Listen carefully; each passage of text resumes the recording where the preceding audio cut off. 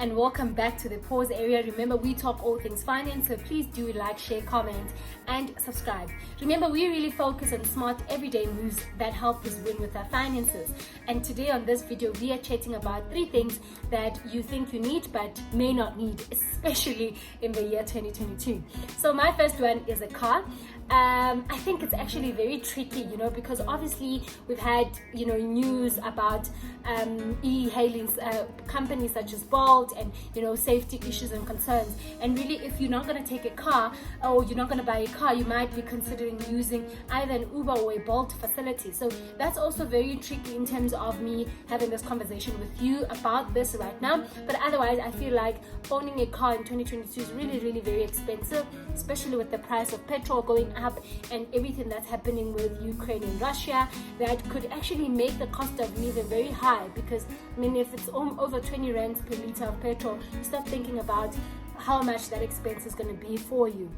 And then if you are able to either carpool, because I know a lot of people are now starting to come back to the office and are not working from home, so you may need to be able to be mobile, but that does not mean you need to own your own car. You could carpool, you could use the Gautrain. If you're not comfortable, or if you are comfortable, you actually can use the public transport system. You can use a taxi. I know in certain areas, especially in the townships, you can either use a Gaubus or a Rea Vaya, or whatever transport facilities are available to you that are available to the public. I think it's something that you need to be considering. Or another conversation is, if you've had your car for a long time, it might not be a time for you to upgrade. If you've paid off your Polo Vivo, there's no need for you to now move up to the Polo TSI, because I know it can be very tempting and you feel like, okay, you want a new ride. But in 2022, it might really cost you far more than it did in the past for you to own a car or upgrade. So yeah, I'll put that point number 1 as either owning it or upgrading your car. Number 2, I think another thing that people waste money on, or people think they need but they may not need, is the latest version of your phone.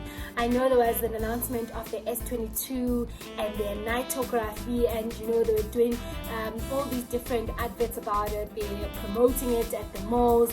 It looks beautiful and it's awesome, but the reality is, do you really need to upgrade your phone? Because I've seen it with myself.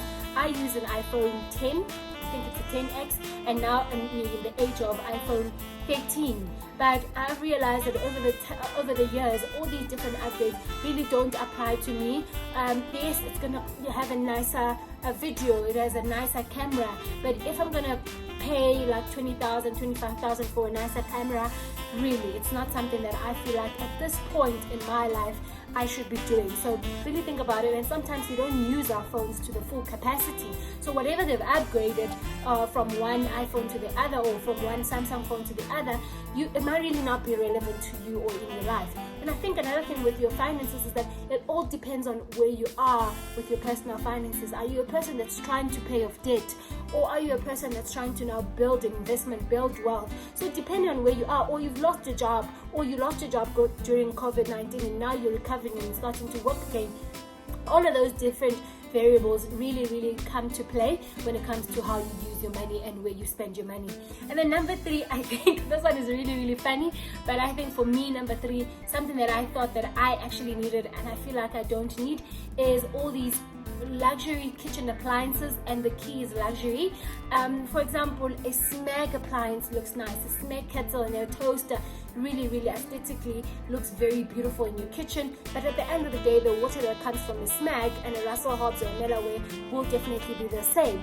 But the key is, where are you in your life financially? So if you're someone that has money, then by all means you can go ahead and buy your Smeg kettle. But if you're still trying to pay off that loan, get rid of that credit card, then it does not make sense for you to pay 2,000-3,000 rands just for a kettle. Same applies to like a Le Creuset. I'm someone that doesn't really cook often, and those pots really, really do look nice, but at the end of the day, I'm not going to use it a lot. So really, really be smart about your money, and don't get hooked into owning things and wanting more things when right now in your life you're not in that time. If you've got millions, or you've got money saved up, you've got thousands of rands in your account, then definitely spoil yourself. But really, really consider where you are in your life. And make your purchases based on that. But yeah, let's not make this video any longer than it is. Please do like, share, comment, and subscribe, and let us know in the comment section what you think you thought you needed but you actually realized that you don't. Thank you, and we'll see you in our next video. Bye.